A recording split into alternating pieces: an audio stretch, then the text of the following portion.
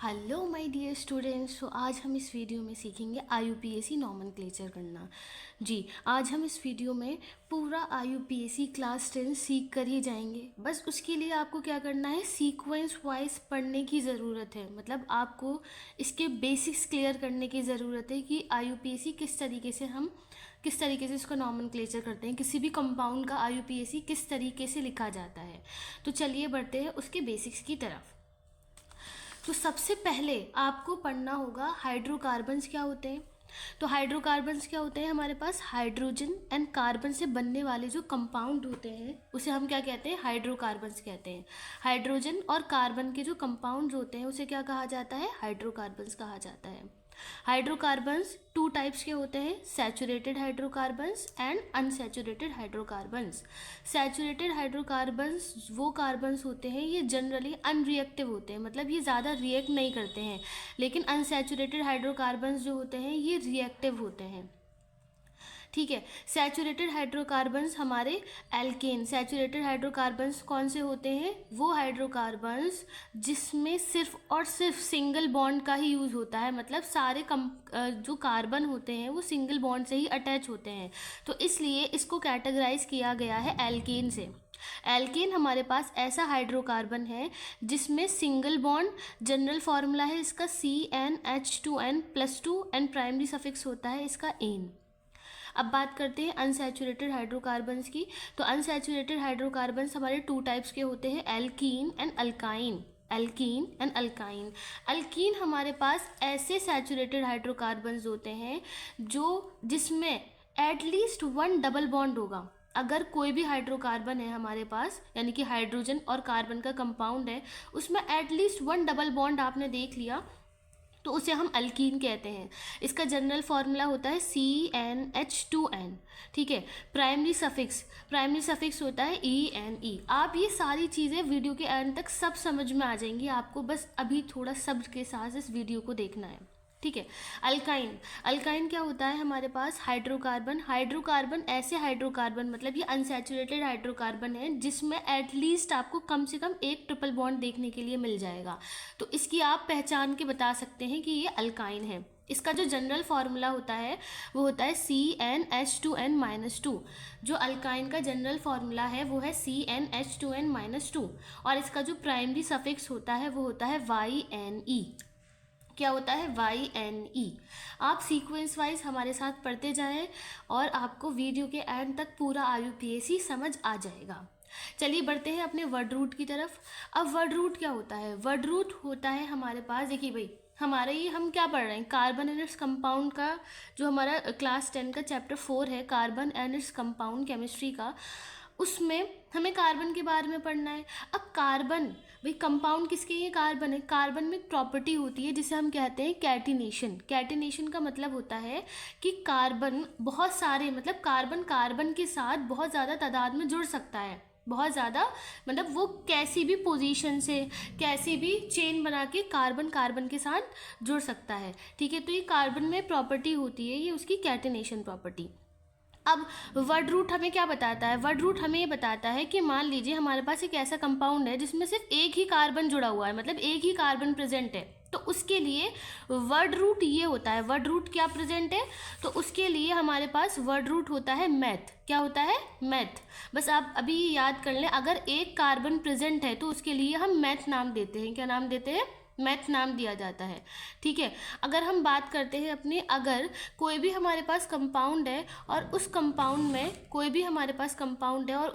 में हमारे पास दो कार्बन है, तो हम ऐसे कंपाउंड को, यानी कि दो कार्बन, चेन लेंथ देखिए, मतलब उसमें कार्बन की चेन कितनी है, तो अगर उसमें दो कार्बन है तो उसे हम एथ नाम देते हैं। क्या नाम दिया जाता है उसको, एथ नाम दिया जाता है। अगर 3 कार्बन की चेन लेंथ है, मतलब 3 कार्बन प्रेजेंट है उसमें, तो हम उसको प्रॉप नाम देते हैं। उसका जो वर्ड रूट हो जाता है वो प्रॉप हो जाता है। कार्बन 4 के लिए ब्यूट हो जाता है। ऐसी 4-5 कार्बन प्रेजेंट है, मतलब टोटल 5 होने चाहिए, तो उसके लिए पेंट हो जाता है। 6 के लिए हेक्स हो जाता है, 7 के लिए हेप्ट, ऐसे ही 8 होंगे अगर कार्बन तो ऑक्ट हो जाएगा। कार्बन 9 है आपके पास तो क्या हो जाएगा, नन हो जाएगा। कार्बन आपके पास 10 है तो डेक हो जाएगा। कार्बन 11 है तो अनडेक हो जाएगा। कार्बन 12 है तो डोडेक हो जाएगा।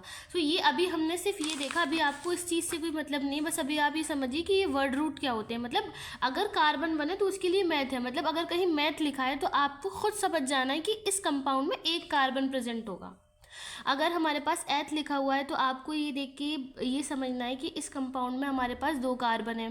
प्रॉप में 3 कार्बन, ब्यूट में 4 कार्बन है, पेंट में 5 कार्बन है, हेक्स में 6 कार्बन है। तो आपको ये नेमिंग यानी कि वर्ड रूट देख के भी पहचानना होगा कि कार्बन कितने हैं। तो ये चीज़ आपको पहले ही लर्न करनी होगी, तभी आपको IUPAC क्लियर होंगे। तो ये स्टेप वाइज प्रोसेस है, इसको आप साथ के साथ याद करे चले, ठीक है।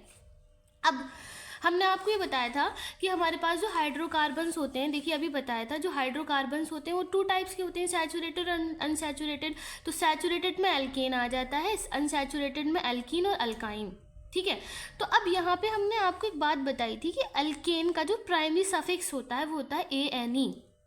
अब सफिक्स क्या होता है, सफिक्स हमारे पास वो वर्ड्स होते हैं जो नाम के आखिर में लगाए जाते हैं, मतलब किसी वर्ड से अटैच किए जाते हैं उसके आखिर में लगा के और नया नाम बन जाता है, वो सफिक्स कहलाते हैं। अब जैसे फॉर एग्जांपल आप यहाँ पे देखें, अगर हमने ये मैथ भाई मतलब ये वर्ड रूट है, अगर मैथ हमारे पास वर्ड रूट है और हम एल्केन मतलब ऐसा कंपाउंड बनाए जो कि एल्केन है, और एल्केन में तो आप जानते हैं ANE होता है, इसका सफिक्स जो है प्राइमरी सफिक्स क्या है, एल्केन का ANE, आखिर की 3 जो लेटर्स होते हैं ना, आखिर के जो 3 लेटर्स हैं वो उसका सफिक्स बनता है, ठीक है। अब अगर मैथ है तो मैथ के केस में मीथेन, वही अल्केन के केस में कर रहे हैं ना, तो आपको सिर्फ क्या करना है, जो वर्ड रूट उठाइए, पूरा वर्ड रूट देखिए ऐसे लिखा हुआ है, आपको इसमें कोई चेंजेस नहीं करने। सिंपल आपको करना क्या है, आपको अपना वर्ड रूट लेना है मैथ। सबसे पहले हमने यहाँ कार्बन 1 लिया मैथ। अब हमने ये देखा क्योंकि वो एल्केन की, ये क्या कर रहे हैं हम, एल्केन की एक सीरीज लिख रहे हैं भाई। अगर कार्बन 1, कार्बन 2, कार्बन 3 एल्केन में आ गया तो क्या नाम बनेगा, एल्कीन में आया तो क्या नाम बनेगा, एल्काइन में आ गया तो क्या नाम बनेगा। ये सिर्फ अभी ये लिखा हुआ है, इसको भी हम इजीली वे में बहुत अच्छे से समझेंगे। अभी देखिए इसको आपने क्या करा, हमने सिर्फ उठाया यहाँ से मैथ। अब मैथ हमने यहाँ लिया मैथ, और क्योंकि ये एल्केन की सीरीज़ है तो एल्केन का सफिक्स होता है ANE, तो हमने लगा दिया एन, तो ये हो गया मीथेन, ठीक है। अब यहाँ से उठाया था हमने एथ, सिर्फ इतना लिया था हमने एथ। अब एथ में हमने फिर एल्केन का सफिक्स लगा दिया तो ये हो गया ANE ईथेन। अब यहाँ से लिया था हमने कार्बन 3 के लिए, तो आपको पता है ना प्रॉप यूज़ करते हैं, तो यहाँ से हमने लिया प्रॉप। अब प्रॉप क्योंकि एल्केन जो है हमारा ANE, तो इसका फिर हमने इसका सफिक्स लगा दिया तो ये हो जाएगा प्रोपेन। ऐसे ही कार्बन 4 के लिए लिया जाता है ब्यूट, ठीक है। अब यहाँ पे आ गया ब्यूट, अब ANE ब्यूटेन। ऐसे ही कार्बन 5 के लिए पेंटेन, कार्बन 6 के लिए हेक्सेन। सिर्फ आपको करना क्या है, अपने वर्ड रूट में ANE लगाना है, अगर वो एल्केन की सीरीज़ है तो। अगर एल्केन की सीरीज़ है तो आपको क्या करना है, अपने वर्ड रूट में ANE लगा देना है। तो हमारा ये सब आ गया है, ANE लगा दिया हमने, पेंटेन, हेक्सेन, हेप्टेन, ठीक है। ये वर्ड्स देख के आपको पहचानना है कार्बन कितने हैं। मैथ में 1 कार्बन होगा, एथ में 2 कार्बन होंगे, प्रॉप है तो 3 कार्बन है उसमें, ब्यूट है तो 4 कार्बन है, पेंट है तो 5 कार्बन है। अब हाइड्रोजन कितने होंगे वो हम आगे डिस्कस करेंगे। अभी अब बात करते हैं हम एल्कीन की। अल्कीन का जैसे हमने प्रीवियस डिस्कस किया था कि अल्कीन का जो प्राइमरी सफिक्स होता है वो ENE होता है। तो आपको क्या करना है, सिंपल अपना जो वर्ड रूट है, यानी कि हमारा जो वर्ड रूट है कार्बन 1, कार्बन 2, कार्बन 3, कार्बन 4, उसमें सिर्फ आपको अल्कीन का ENE, जो ENE है ना, वो प्राइमरी सफिक्स जोड़ना है। अब देखिए कार्बन 1 के लिए मैथ होता है, और हमने यहाँ पे क्या लगा रखा है, डैश, मतलब यहाँ पे कोई भी कार्बन 1 के लिए अल्कीन और अल्काइन प्रेजेंट नहीं होते, एग्जिस्ट नहीं करते हैं।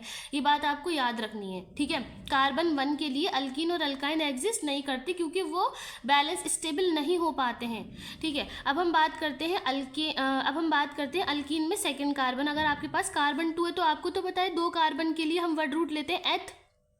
अब एथ लिया आपने क्योंकि ये अल्कीन की सीरीज बना रहे हैं, आप किसकी सीरीज बना रहे हैं, अल्कीन की, तो आपको क्या करना है, ENE सफिक्स इसके साथ ऐड कर देना, तो ये हो जाएगा ईथीन। ऐसे 3 कार्बन लिया आपने, कार्बन नंबर 3 कार्बन के लिए प्रॉप होता है ना वर्ड रूट, तो आपने प्रॉप लिया, उसमें ENE प्रोपीन। ऐसी 4 कार्बन के लिए ब्यूटीन, 5 के लिए आपने पेंटीन, फिर हेक्सीन, हेप्टीन, ऑक्टीन, ननीन। तो इस तरीके से हमने अपनी अल्कीन की पूरी होमोलोगस सीरीज बना दी। ठीक है, इसको भी हम और आगे अच्छे से डिस्कशन करने वाले हैं, लेकिन आप बने रहिए हमारे साथ। ठीक है, अल्काइन। अल्काइन में हमें क्या करना है, सिंपल आप कार्बन, जितने आपके पास कार्बन है, देखिए कार्बन 1 के लिए हमने यहाँ पे भी डैश लगाया, मतलब यहाँ पे भी कार्बन 1 अल्काइन के केस में प्रेजेंट नहीं होता है, एग्जिस्ट नहीं करता है। तो यहाँ पे भी कार्बन 2 से स्टार्टिंग होती है इसकी। तो सबसे पहले हम बात करेंगे एथ। अब क्योंकि हमने कार्बन 2 है तो कार्बन 2 के लिए हमने एथ लिया, एथ। अब क्योंकि हमारे पास अल्काइन है, अल्काइन का सफिक्स हमने बताया था भाई वाई एन ही लगा दिया जाता है। जैसे अल्कीन के केस में हम ई एन ही लगा रहे हैं, अल्काइन के केस में हम सफिक्स में क्या लगा रहे हैं, वाई एन ही। तो लिया हमने एथ और वाई एन ही, इथाइन। फिर प्रोप, वाई यानी प्रोपाइन। ठीक है, कार्बन 4 के लिए ब्यूट, फिर वाई यानी ब्यूटाइन। फिर कार्बन 5 के लिए पेंट, वाई यानी पेंटाइन। फिर हेक्साइन, हेप्टाइन, ऑक्टाइन, ननाइन, डेकाइन। तो इस तरीके से हमने अपने एल्केन, अल्कीन और अल्काइन की सीरीज, मतलब IUPAC नेम आपको लिख के दिखाएं ये, जी हाँ इसी को ही IUPAC कहा जाता है। मतलब हमने एक कार्बन 1 के लिए एल्केन में होगा तो IUPAC क्या बनेगा, एल्कीन में होगा तो IUPAC क्या बनेगा, और अल्काइन में होगा तो IUPAC क्या बनेगा। तो हमने यहाँ पे ये सीखा है। चलिए अब हम एल्केन, एल्कीन और अल्काइन को अलग अलग डिस्कस करते हैं, अलग अलग इसके बारे में थोड़ा जानते हैं। अब हम बात करते हैं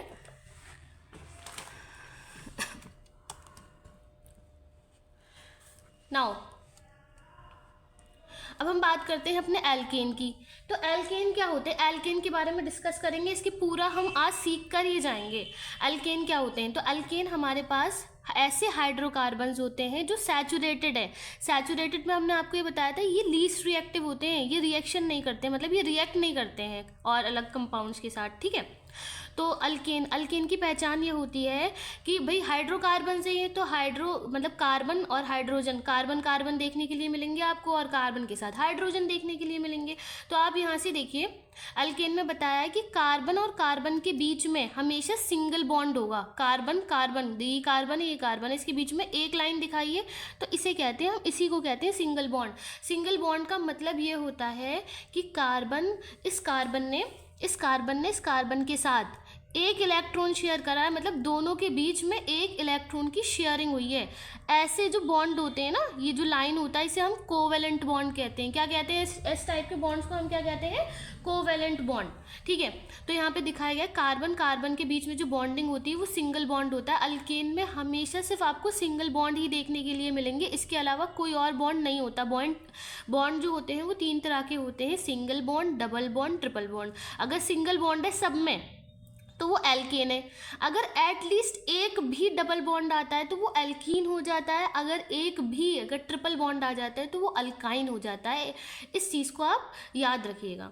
अब अल्केन का जनरल फार्मूला होता है CnH2n+2। अब भाई ये क्या है, ये क्या बला का नाम है CnH2n+2, कैसे ये फार्मूला है और किस तरीके से हम यहाँ से इसके मतलब इसकी वैल्यूज़ निकालेंगे, कैसे हम मॉलिक्यूलर फार्मूला बनाएंगे, तो उस चीज़ को भी हम समझेंगे। अब प्राइमरी सफिक्स तो हम जान ही चुके हैं, ANE, मतलब अगर कोई वर्ड रूट है, मतलब हमारे पास कार्बन 1, कार्बन 2, कार्बन 3, तो आपको इसको क्या करना है, सिर्फ ANE लगा देना है। तो आप ऐसे एल्केन का पूरा होमोलोगस सीरीज लिख सकते हैं।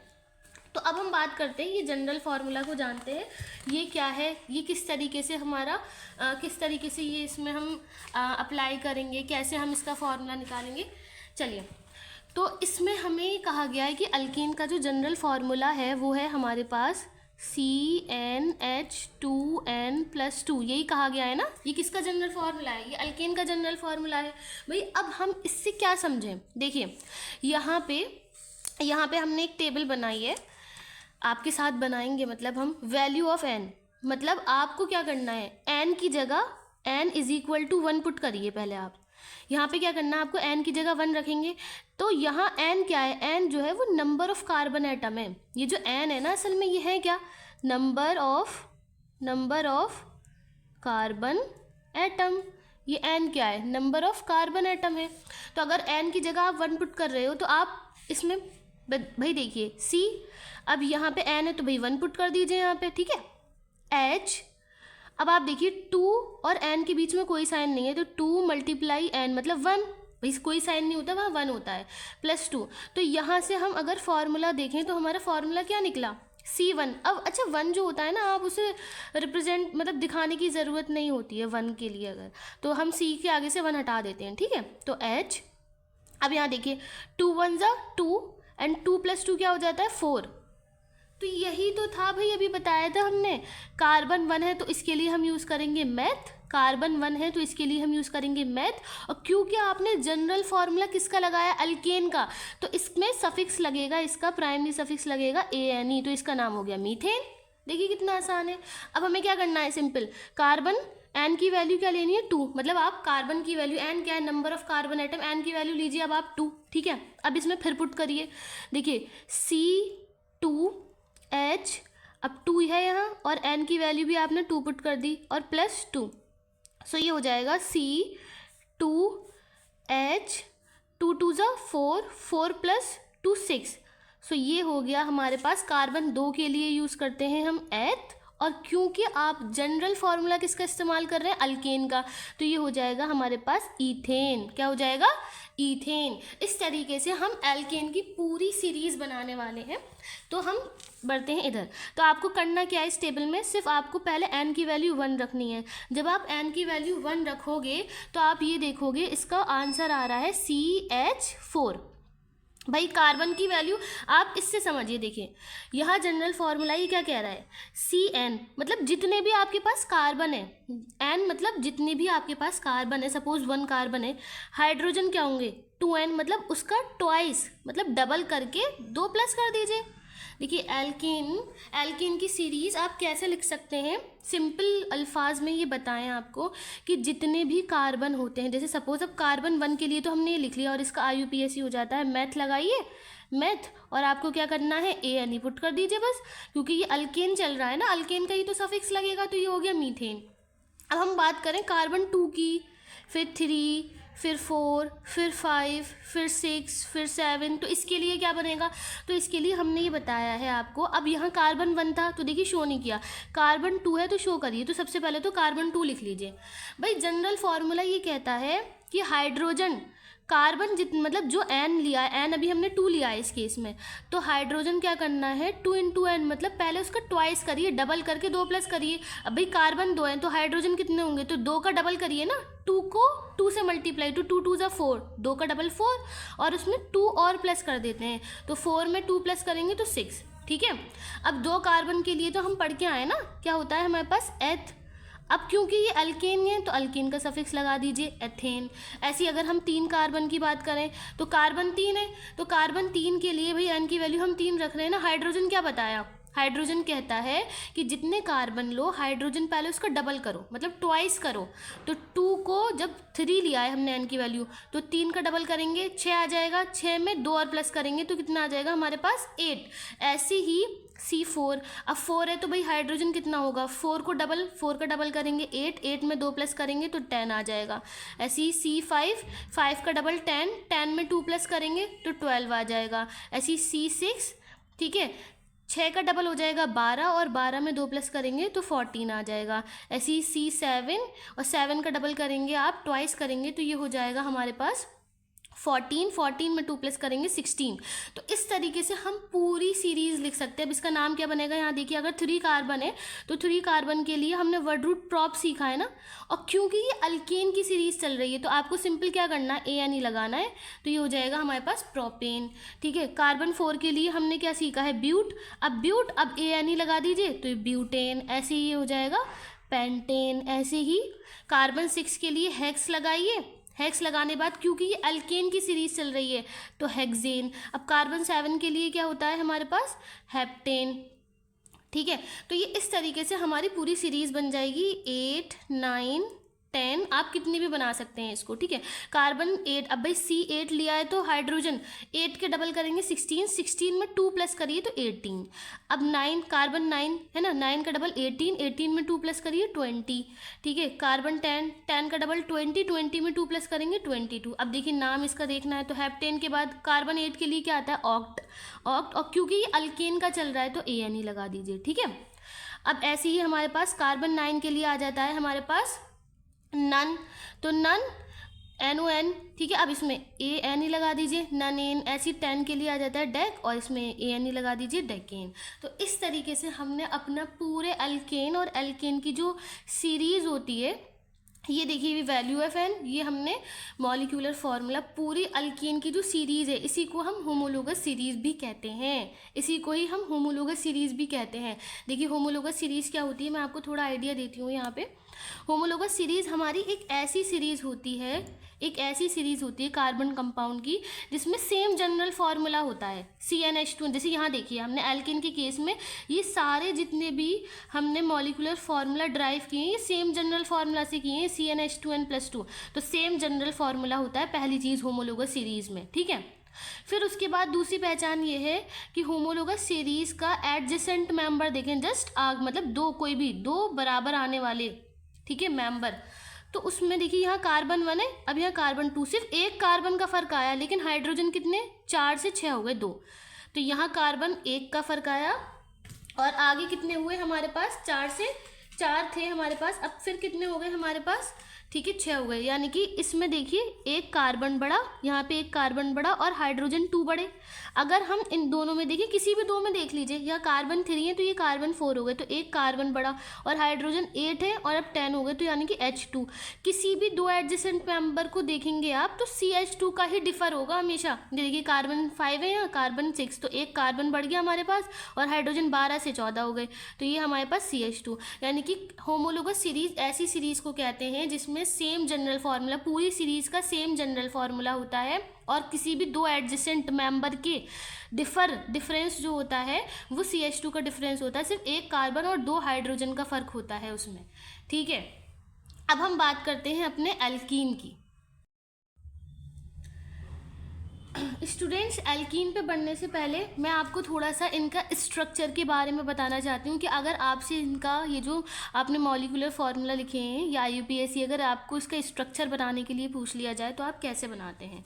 देखिए यहाँ पे हमारे पास अगर मीथेन की बात करें तो मीथेन का भाई आप स्ट्रक्चर बनाते हैं मॉलिक्यूलर फार्मूला के थ्रू, ठीक है। यहाँ पे है कार्बन, तो कार्बन के साथ ये मीथेन क्या होता है, मीथेन का फॉर्मूला होता है CH4। अब आपको थोड़ा सा समझना है कि भाई इसका स्ट्रक्चर किस तरीके से बनाया जाता है। हम बात करें अगर कार्बन की, तो कार्बन हमारे पास, कार्बन के बारे में सुन लीजिए अच्छे से कि कार्बन हमारे पास एक ऐसा एलिमेंट है जो अपने आप में वर्सेटाइल है, ठीक है। और कार्बन का ये सिंबल है C, लिखते तो पूरा कार्बन है लेकिन ये इसका सिंबल है। कार्बन का जो एटॉमिक नंबर होता है वो होता है 6, ठीक है, और मास नंबर जो होता है वो होता है 12। देखिए ये रिप्रेजेंटेशन होती है, कोई भी अगर हमारे पास कोई भी एलिमेंट है उसका एटॉमिक नंबर हमेशा नीचे दिखाया जाता है और उसका मास नंबर इस तरीके से ऊपर दिखाया जाता है। ये चीज़ आप सीख लीजिए, ठीक है। अब ये जो कार्बन है भाई, तो ये एलिमेंट्स क्या भाई, अपने एटम, हम इनके एटम को ही तो रिप्रेजेंट करके दिखाते हैं। अगर हम बात करें कार्बन के एटम की, तो यहाँ पे जो ये कार्बन है, देखिए हर कोई भी एटम है, किसी भी एटम में एक न्यूक्लियस होता है, ये अंदर हो गया न्यूक्लियस। मैंने ये C क्यों बनाया, इससे आपको पता चल जाए कार्बन का न्यूक्लियस है, ठीक है। ये कार्बन का न्यूक्लियस है, न्यूक्लियस के अंदर दो चीज़ें प्रेजेंट होती हैं, proton and neutron. Proton positive charge के होते हैं, न्यूट्रॉन पे कोई चार्ज नहीं होता है, लेकिन जो इसके इलेक्ट्रॉन होते हैं ना वो इस न्यूक्लियस के बाहर होते हैं, ठीक है, आउटसाइड होते हैं। इनसाइड द न्यूक्लियस दो चीज़ें होती हैं, प्रोटॉन एंड न्यूट्रॉन। प्रोटॉन पे पॉजिटिव चार्ज, न्यूट्रॉन पे कोई चार्ज नहीं होता है, ठीक है। लेकिन जो इलेक्ट्रॉन होते हैं वो आउटसाइड द न्यूक्लियस होते हैं। अब ये जो इलेक्ट्रॉन है इनका अरेंजमेंट होता है एटम में, ये ऐसे ही नहीं बाहर होते हैं न्यूक्लियस के, मतलब ये एक बेटर अरेंजमेंट के साथ होते हैं। जैसे हमारे पास कार्बन का एटॉमिक नंबर है 6। देखिए एटॉमिक नंबर से आप क्या समझते हैं, ये जो एटॉमिक नंबर होता है ना ये अपने आप में ही बहुत सारी नॉलेज देता है हमें, ठीक है। एटॉमिक नंबर का मतलब है कि उस एलिमेंट में जितना एटॉमिक नंबर है उतने इलेक्ट्रॉन प्रेजेंट है। भाई एटॉमिक नंबर 6 है, इसका मतलब इसके अंदर है ना, ये जो कार्बन का एटम है इसमें 6 इलेक्ट्रॉन प्रेजेंट है। अब भाई 6 इलेक्ट्रॉन आप ऐसे मान लीजिए कार्बन के 6 चाइल्ड हैं, ठीक है। अब वो जो चाइल्ड हैं भाई, घर में हर बच्चे के लिए रहने की जगह दी जाती है, ठीक है। ज़्यादा बच्चे होते हैं तो अलग अलग रूम बनवाए जाते हैं। तो इसी तरीके से एटम में इन इलेक्ट्रॉन्स का अरेंजमेंट किया जाता है। तो सबसे पहले क्या होता है, ये जो हमारे पास न्यूक्लियस है, न्यूक्लियस के करीब एक शेल होता है, इसे हम शेल भी कहते हैं, ऑर्बिट भी कहते हैं।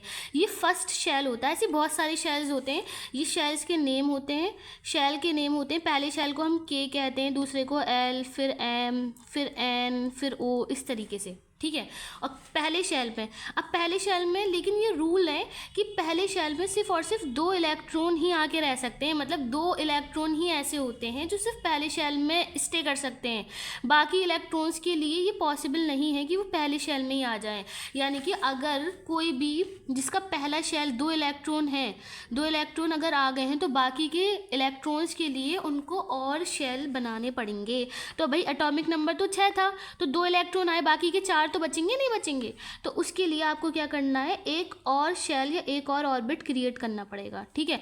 अब बाकी के 2 तो इसमें आ गए, तो 4 इसमें आ जाएंगे आराम से, ठीक है। 1 2 एंड 3 4। तो ये होता है एटॉमिक स्ट्रक्चर, मतलब इलेक्ट्रॉनिक कॉन्फ़िगरेशन, इलेक्ट्रॉन्स को किस तरीके से अरेंज, इलेक्ट्रॉन्स का अरेंजमेंट भी कह सकते हैं, इलेक्ट्रॉन का एटम में किस तरीके से अरेंजमेंट होता है, ठीक है। तो आपको क्या याद रखना है कि ये जो शेल होते हैं, ऐसे हम बहुत सारे शेल बना सकते हैं, डिफरेंट एलिमेंट्स के लिए डिफरेंट स्ट्रक्चर होता है, ठीक है। बस आपको एक बात याद रखनी है, जो पहला शेल होता है ना, ये रूल है, ये बस अभी याद रखिए कि जो पहला शेल है उसमें सिर्फ और सिर्फ 2 इलेक्ट्रॉन ही एग्जिस्ट करेंगे, मतलब स्टे करेंगे, इससे ज़्यादा इलेक्ट्रॉन नहीं है पॉसिबल।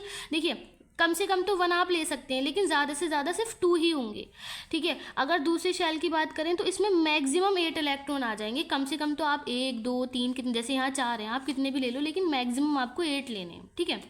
जो थर्ड शेल है इसमें हमारे पास मैक्सिमम 18 इलेक्ट्रॉन्स आ जाते हैं, ठीक है। और फोर्थ शेल, ये फोर्थ शेल है, इसमें आ जाते हैं हमारे पास 32 एंड इसमें लास्ट वाले में आ जाते हैं हमारे पास 50 इलेक्ट्रॉन्स, ठीक है। कितने इलेक्ट्रॉन्स आ जाते हैं हमारे पास, 50 इलेक्ट्रॉन्स आ जाते हैं।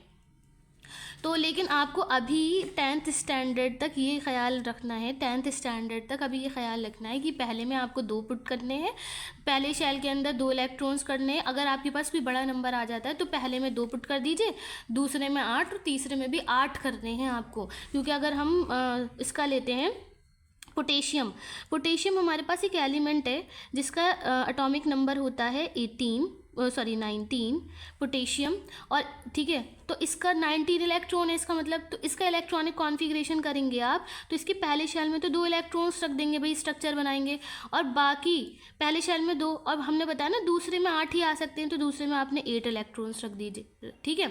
अभी तो 10 ही हुए, लेकिन अभी 9 है, लेकिन हमने यहाँ बताया तीसरे में 18 आप पुट कर सकते हैं। तो आप क्या सोचेंगे 9 की 9 इसमें रख दो, नहीं ऐसा नहीं करना है। 10th स्टैंडर्ड तक आपको क्या करना है, ये याद करके रखिए कि 2 8 और थर्ड वाले में भी 8 और बाकी का जो बचेगा वो इसमें पुट कर दीजिए। तो यहाँ पे 2 8 और 8, ये तो 18 हो गया, यहाँ 19 था, वो जो एक इलेक्ट्रॉन बचा है वो आउटर मोस्ट शेल में इधर आ जाएगा। सो आपको इस तरीके से सिर्फ 10th स्टैंडर्ड तक अभी प्लीज़ इतना याद रखें अभी, ठीक है। अब यहाँ देखिए एटॉमिक नंबर, अगर हम कार्बन की बात कर रहे थे, तो कार्बन में हमने ये बताया था आपको कि कार्बन जो होता है एक ऐसा एलिमेंट है जिसका एटॉमिक नंबर होता है 6 और मास नंबर होता है 12। इलेक्ट्रॉनिक कॉन्फ़िगरेशन अब तो समझ में आ गया, मतलब ये जो इलेक्ट्रॉन है ये एटम में किस तरीके से अरेंजमेंट होते हैं। तो पहले 2 इलेक्ट्रॉन फर्स्ट शेल में होते हैं, ठीक है, और कॉमा लगाने का मतलब है शेल बदल गया, ठीक है, और पहले 2 इलेक्ट्रॉन फर्स्ट शेल में हो जाएंगे हमारे, बाकी के 4 सेकेंड शेल के अंदर आ जाएंगे। अब आप और चीज़ क्लियर करें, देखिए ये जो बाहर वाला शेल होता है ना, बाहर वाला किसी भी एलिमेंट के जो बाहर वाला शेल होता है सबसे ऊपर जो होता है, इसी शेल को हम वैलेंस शेल भी कहते हैं, या आउटर मोस्ट शेल कह दीजिए, वैलेंस शेल, क्योंकि ये आउटर मोस्ट है ना, मतलब सबसे ऊपर यही है, आउटर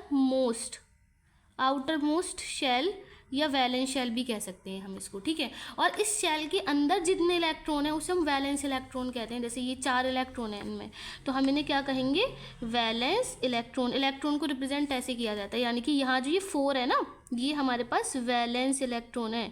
वैलेंस इलेक्ट्रॉन क्यों, क्योंकि ये वैलेंस ही बताते हैं। अब देखिए कार्बन के बारे में अगर हम और आपको बात बताएं तो कार्बन हमारे पास एक ऐसा एलिमेंट है जो कि नॉन मेटल होता है, नॉन मेटल, ठीक है। कार्बन एक ऐसा एलिमेंट है हमारे पास जो नॉन मेटल है और जो टेट्रावैलेंट होता है। क्या होता है, टेट्रावैलेंट। तो ये कुछ प्रॉपर्टीज़ हैं कार्बन की जो आपको पता होनी चाहिए, इससे क्वेश्चन बन जाता है एग्जाम्स में, ठीक है। और प्रॉपर्टीज़ भी हैं कि कार्बन आपका जो है ना एक वर्सेटाइल एलिमेंट है, कार्बन एलोट्रोप्स कार्बन के एलोट्रॉप्स भी होते हैं, कार्बन कैटिनेशन प्रॉपर्टी शो करता है। तो खैर अभी हमें ये नहीं पढ़ना है, हमारा जो मेन टॉपिक है वो IUPAC है, तो हम उसके लिए समझा रहे थे आपको, ठीक है। तो कार्बन हमारा देखिए यहाँ मीथेन का स्ट्रक्चर बनाने का बात आई थी कि CH4। अब आपको एक बात समझनी है, देखिए हर एलिमेंट ये चाहता है कि वो, जैसे यहाँ पे हमने बताया था इसका आउटर मोस्ट शेल में 4 इलेक्ट्रॉन है। हर एटम की ये ख्वाहिश होती है, वो ये चाहता है कि उसके आउटर मोस्ट शेल में 8 इलेक्ट्रॉन प्रेजेंट हो।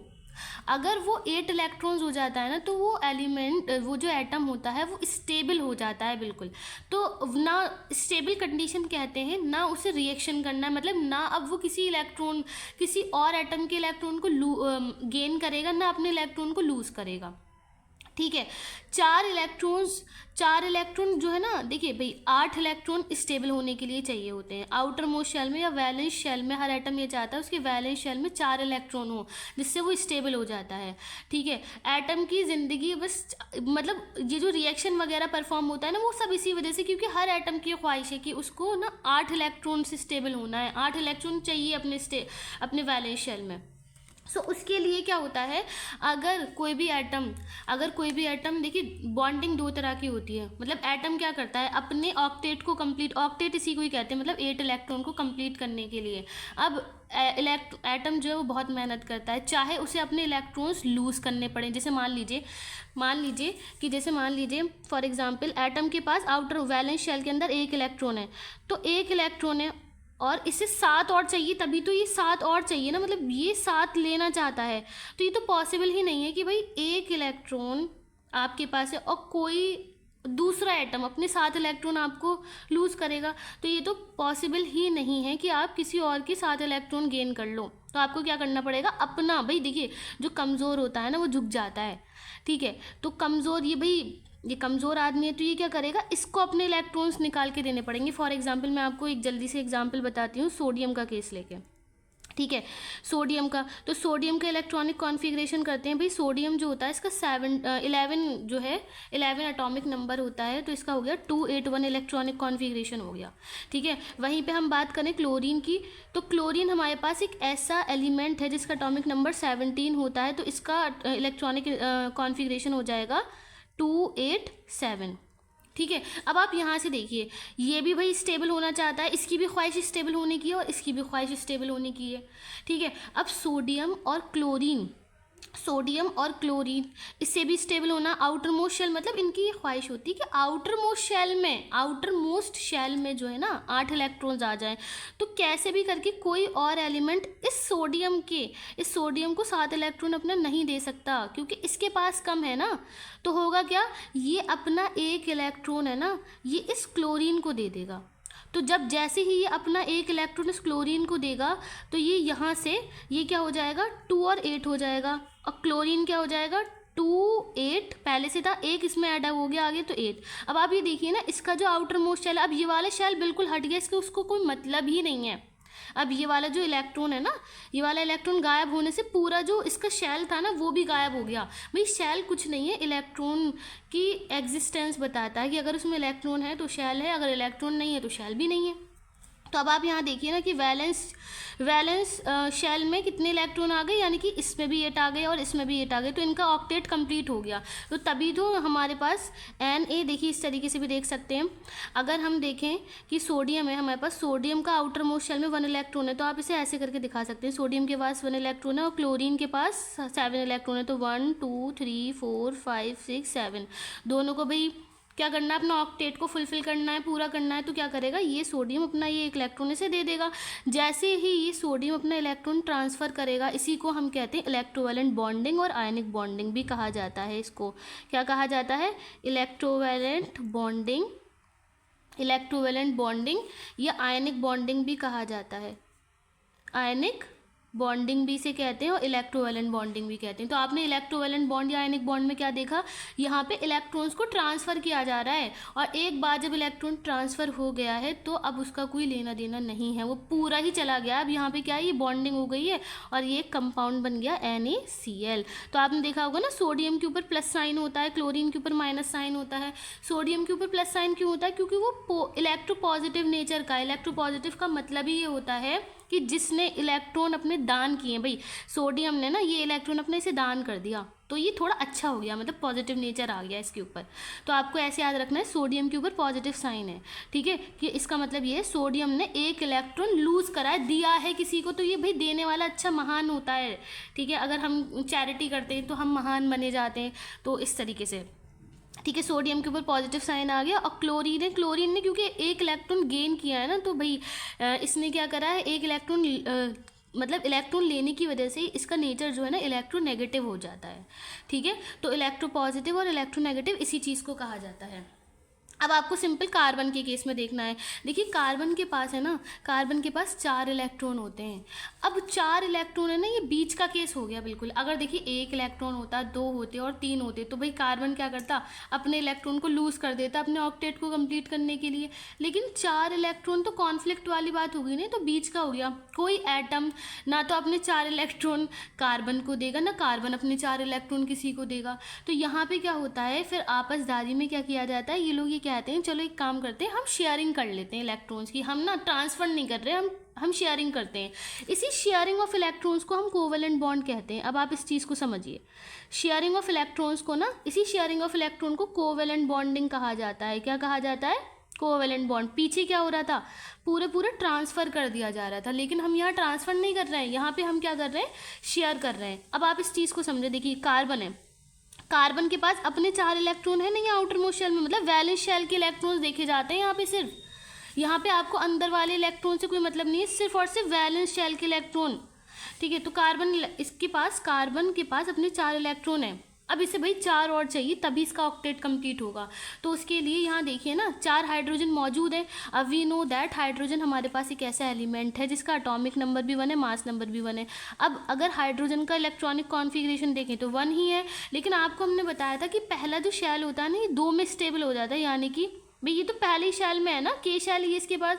तो अगर हाइड्रोजन को कैसे भी करके 1 इलेक्ट्रॉन और गेन हो जाएगा, तो ये क्या है, स्टेबल हो जाएगा। तो कार्बन को स्टेबल होने के लिए 2 इलेक्ट्रॉन चाहिए। तो ऐसे ही यहाँ पे मीथेन के लिए अगर हमें इसका स्ट्रक्चर बनाना है, तो 4 हाइड्रोजन आते हैं। देखिए ये हाइड्रोजन आया, ये एक हाइड्रोजन आया, ये एक हाइड्रोजन यहाँ से आया, ये एक हाइड्रोजन यहाँ से आया। अब होगा क्या, तो ये कार्बन, देखिए हाइड्रोजन का ये जो इलेक्ट्रॉन है ना, ये कार्बन के इस इलेक्ट्रॉन के साथ शेयर कर लेगा। इसका मतलब क्या है पता है, इसका मतलब है कि हाइड्रोजन के पास भी ये एक इलेक्ट्रॉन हाइड्रोजन का तो था ही, कार्बन का भी ये एक इलेक्ट्रॉन अब हाइड्रोजन को शेयर हो गया है। मतलब अगर हाइड्रोजन इससे स्टेबल हो गया है, ऐसे ही यहाँ ये दोनों इलेक्ट्रॉन आपस में शेयरिंग करेंगे, ये दोनों इलेक्ट्रॉन आपस में शेयरिंग करेंगे, ये दोनों इलेक्ट्रॉन आपस में शेयरिंग करेंगे। इसका मतलब ये है, देखिए कार्बन भी फुलफिल, 1 2 3 4 पहले से अपने थे कार्बन के पास, और 1 2 3 4 और मिल गए।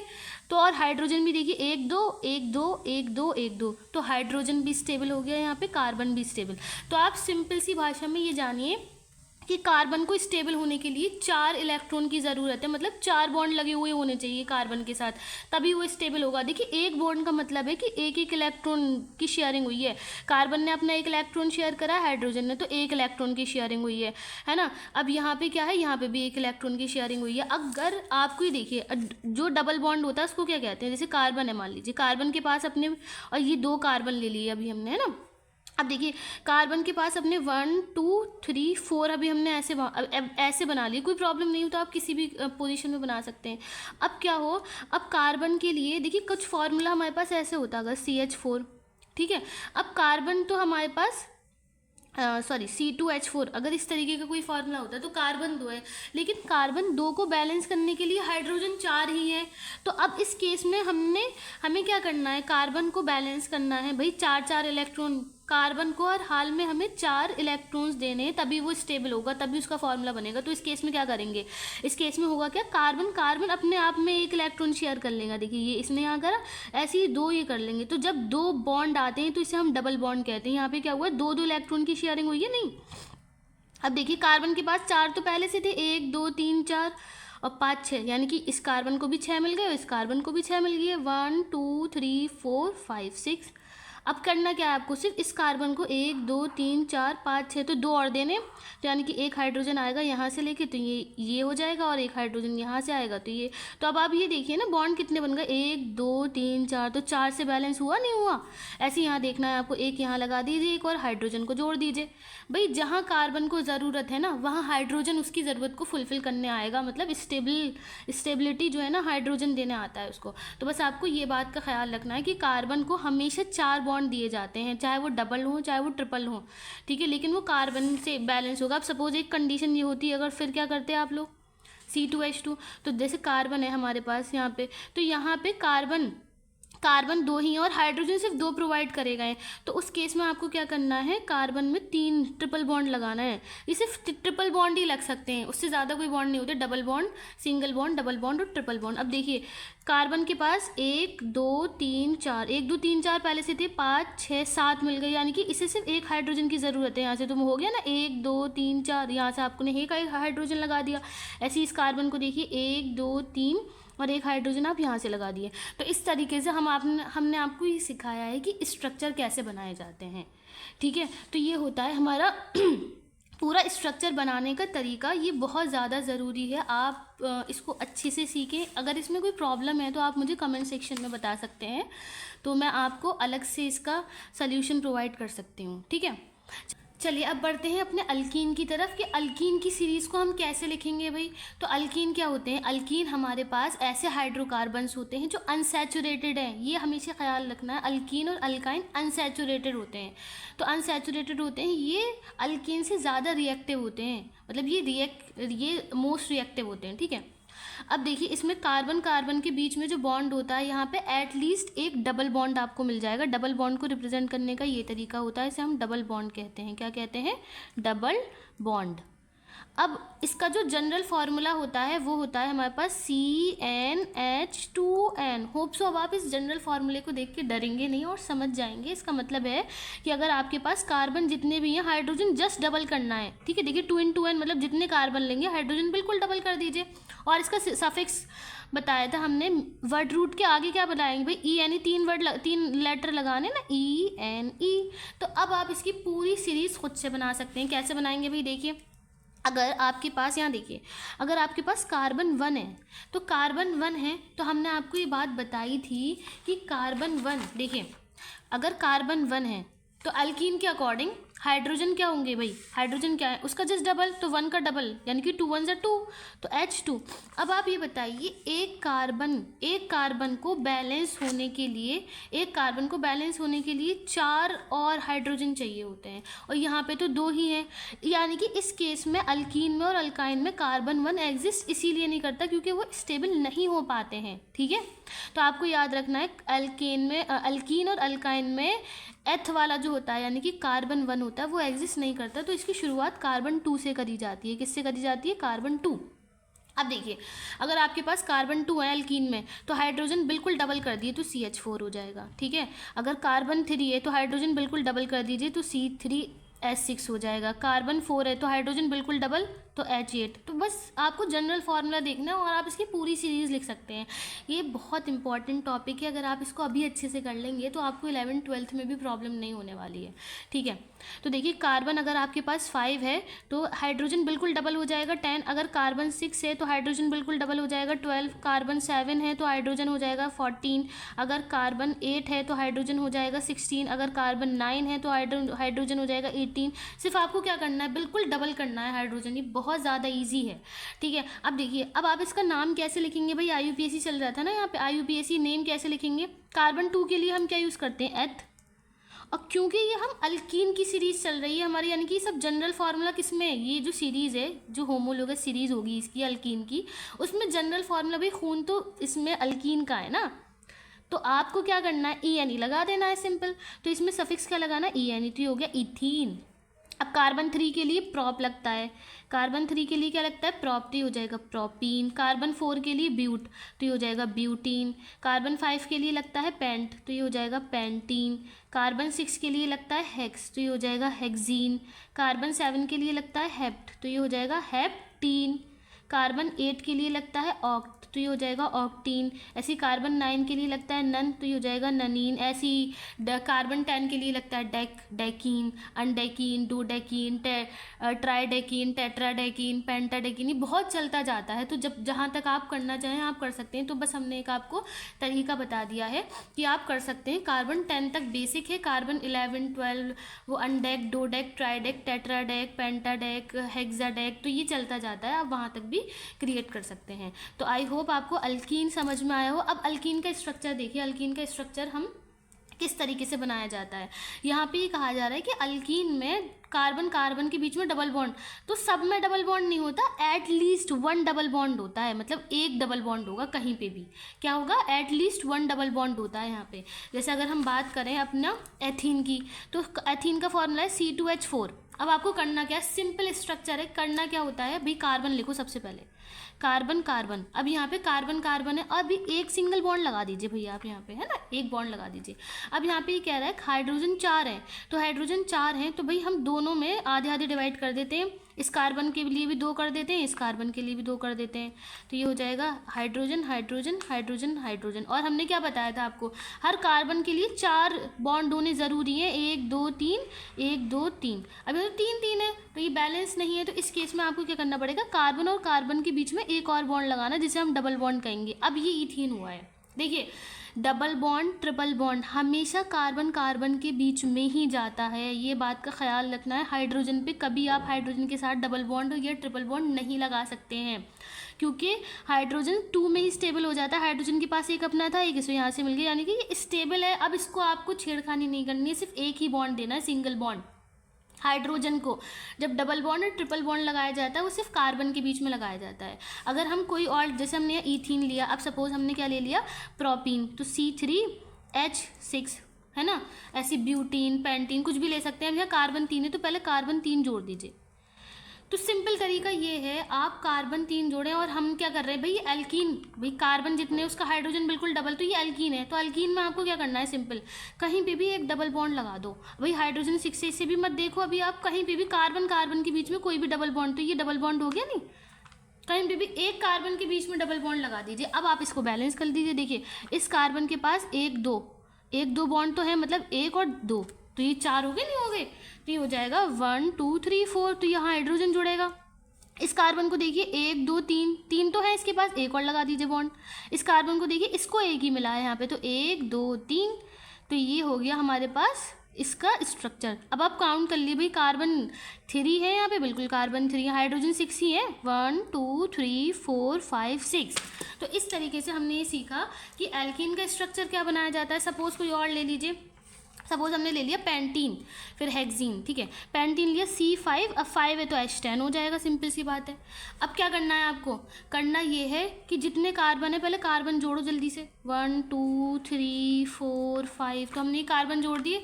अब मैंने क्या बताया, अल्कीन है तो इसमें एक डबल बॉन्ड होगा, तो एक डबल बॉन्ड वो आप कहीं भी लगा सकते हैं अपने मन मुताबिक, जैसे हमने यहाँ लगा दिया, तो ये डबल बॉन्ड है नहीं है।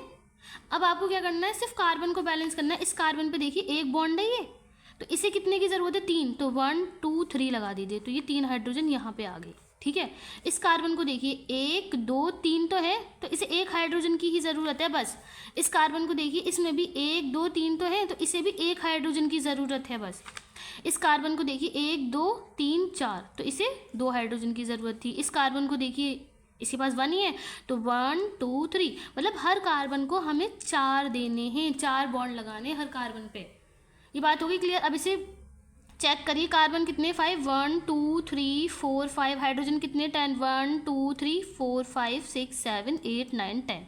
तो ये बात होगी क्लियर हमारी। तो हम इस तरीके से सबके स्ट्रक्चर बना सकते हैं, स्ट्रक्चर बनाना बहुत ज़्यादा आसान है। अच्छा, इस चीज़ को ना आप ऐसे भी लिख सकते हो, देखो ये कार्बन है, ये कार्बन के बीच में दूसरे कार्बन से सिंगल बॉन्ड से था, ठीक है, और इसके बीच में डबल बॉन्ड। अब आप पता है, सॉरी, इसमें आप ऐसे देखिए, ये कार्बन, अब इस कार्बन के साथ, ये जो कार्बन है, इस कार्बन के साथ कितने हाइड्रोजन अटैच हैं, 1 2 3, तो आप यहाँ लिखोगे CH3, है ना। अब ये जो कार्बन है इस दूसरे कार्बन के साथ सिंगल बॉन्ड में अटैच है, भाई दूसरे कार्बन की बात कर रहे हैं ना हम। अब इस कार्बन के साथ सिर्फ एक हाइड्रोजन है तो सिर्फ आप एक हाइड्रोजन लिख दो। मतलब ये तरीका भी ये बताया जा रहा है कि एक बॉन्ड तो यहाँ से मिल रहा है और कार्बन को 3 हाइड्रोजन में आके स्टेबल, तो 4 ऐसे मिल गए। यानी कि ये इसको आप ऐसे भी लिख सकते हैं, इसको आप ऐसे भी लिख सकते हैं। ठीक है, अब देखिए यहाँ पे क्या है हमारे पास डबल बॉन्ड। अब इस कार्बन पे देखा आपने फिर एक हाइड्रोजन है यहाँ पे, तो यहाँ पे H लगा दीजिए। फिर इस कार्बन पे आपने देखा 1 2 2 हाइड्रोजन है तो H2 लगा दीजिए। फिर इस कार्बन पे आए, हमने इस कार्बन पे देखा 1 2 3 तो CH3। तो आप ऐसे भी काउंट कर सकते हो कि आपके पास कार्बन 5 है, बिल्कुल 5 है, और हाइड्रोजन 10 है, तो देखिए 3 4 5 और 5 हो गई 10। तो ये तरीका होता है हमारे पास एल्कीन का स्ट्रक्चर बनाने का। आई होप कि आपको ये स्ट्रक्चर बहुत अच्छे से आ गए होंगे और वीडियो के एंड तक मैं आपसे दावा करती हूँ कि आपको सब समझ में आ जाएगा। ठीक है, नहीं तो आप मुझे कमेंट सेक्शन में बता सकते हैं कि आपको कौन सा पॉइंट, कौन सी लाइन, क्या चीज़ समझ नहीं आई है। उसके लिए मैं आपको अलग से इसका आंसर या इसकी डिटेल वीडियो प्रोवाइड करूँगी। ठीक है, नेक्स्ट हम बात करते हैं अपने अल्काइन की। ठीक है, नाउ अब हम बात करते हैं अल्काइन। अल्काइन क्या होते हैं भाई? अल्काइन हमारे पास ऐसे हाइड्रोकार्बन होते हैं जो अनसैचुरेटेड हैं। अनसैचुरेटेड क्या होते हैं? बार बार बताया जा रहा है, ये रिएक्टिव होते हैं, ये अल्केन से ज़्यादा रिएक्टिव होते हैं। ठीक है, अब इनके बीच में कार्बन कार्बन बॉन्ड जो होता है वो ट्रिपल बॉन्ड होता है। ऐसे 3 बॉन्ड लगाए जाते हैं, मतलब किसी भी कार्बन कार्बन के बीच में ट्रिपल बॉन्ड लगता है, इसे कहते हैं ट्रिपल बॉन्ड। क्या कहते हैं? Triple bond. ठीक है, अब इनका जो जनरल फार्मूला होता है एल्काइन का, वो होता है CnH2n-2। अब आप यहाँ देख के समझ गए होंगे, यहाँ जितने भी कार्बन है हाइड्रोजन उसको आप डबल करना है और 2 माइनस कर देना है, सिंपल। तो अल्काइन का आप लगा सकते हैं। इस तरीके से आप अल्काइन के सारे फार्मूले ड्राइव कर सकते हैं। और प्राइमरी सफिक्स क्या होता है भाई? YN हो जाएगा यहाँ पे, तो YNE। ठीक है, अब हम इसकी होमोलोगस सीरीज़ कैसे लिखते हैं अल्काइन के लिए? तो अगर आपके पास कार्बन 1, भाई आपके पास कार्बन 1 नहीं होता है अल्काइन में और अल्कीन में कार्बन 1 नहीं होता है, तो कार्बन 2 से ही इसकी शुरुआत करी जाती है। तो कार्बन 1 एग्जिस्ट नहीं करता, कार्बन 2 को देखते हैं हम। ठीक है, अगर कार्बन 2 है, देखिए कार्बन 2, तो जनरल फार्मूला क्या कहता है? जनरल फार्मूला कहता है जितने कार्बन है हाइड्रोजन क्या करना है आपको? जितने कार्बन है, मतलब जो आपने n की वैल्यू रखी उसको डबल करिए, तो 2 2 जा 4 और 4 में से 2 माइनस कर दीजिए, तो 4 में से 2 गए, 2 बचेंगे। ठीक है, ऐसे अगर कार्बन 3 है आपके पास तो हाइड्रोजन कितने होंगे? हाइड्रोजन होंगे, पहले कार्बन जितने हैं हाइड्रोजन उसका डबल करिए, हाइड्रोजन क्या करिए? डबल, तो 2 3 जा 6 और उसमें से 2 माइनस करिए, 6 में से 2 गए 4। फिर कार्बन जितने कार्बन हमारे पास जितने भी कार्बन होते हैं आपको सिंपल क्या करना है? अब यहाँ कार्बन 4 है तो हाइड्रोजन, तो 4 का डबल 8, 8 में से 2 माइनस कर दीजिए तो ये 6 हो जाएगा। अब कार्बन कितने हैं? 5, 5 का डबल 10, 10 में से 2 माइनस 8। अब यहाँ कार्बन कितने हैं? 6, 6 का डबल हो जाएगा हमारे पास 12, 12 में से 2 माइनस 10। अब यहाँ 7, 7 हाइड्रोजन कितने हो जाएंगे? 7 का डबल होता है 14, 14 में से 2 माइनस करेंगे हम तो 12 आ जाएगा। अब 8, 9, 10 इस तरीके से आप बहुत सारे लिख सकते हैं। 18 का डबल हो जाएगा 2 8 जा 16, 16 में से 2 माइनस करेंगे तो 14 आ जाएगा। हाइड्रोजन 9 का डबल हो जाएगा हमारे पास 18, 18 में से 2 माइनस करेंगे तो 16 आ जाएगा यहाँ पे।